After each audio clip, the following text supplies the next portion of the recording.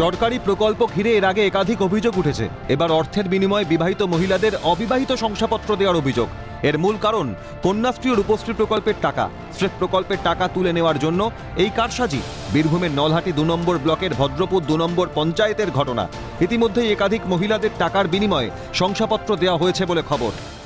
তৃণমূলের প্রধান তিনি টাকার বিনিময় 2021 সালে বিয়ে হয়েছে, সেই বিবাহিত মহিলাকে 2024 সালে সার্টিফিকেট প্রদান করছে অবিবাহিত, কন্যাশ্রী রূপশ্রী টাকা তছরূপ করার জন্য, এবং তার বিনিময়ে 10,000 করে টাকা নিচ্ছে। কার কাছ থেকে?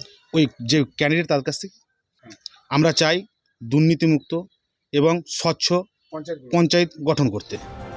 অভিযোগ অস্বীকার পঞ্চায়েত প্রধানের।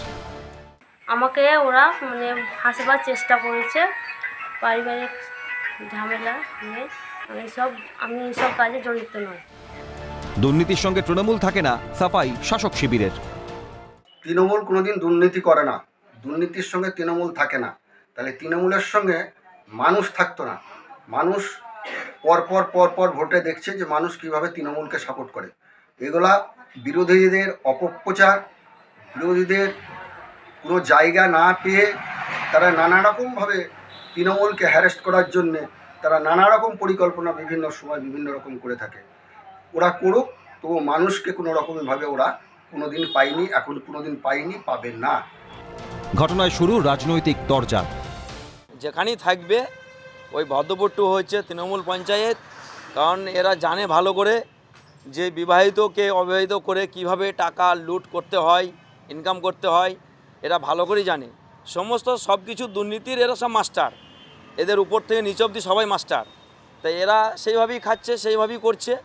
এটা আজকে নতুন কিছু নয়। এর আগেও নলহাটি 2 নম্বর ব্লকে এই কন্যাশ্রী রূপশ্রীর টাকা তছরূপ হয়েছে, তা আমরা প্রমাণসহ দিয়েছিলাম ভিডিওকে, তার কোনো প্রতিকার হয়নি। আর তারই উত্তরস্বরী হিসাবে এখনও তারা এই টাকা পয়সা চুরি করছে, লুটতারাজিত তৃণমূলের ধর্ম, এবং তাদের এটা অনৈতিক কাজটাকে তারা নৈতিকতা মনে করে।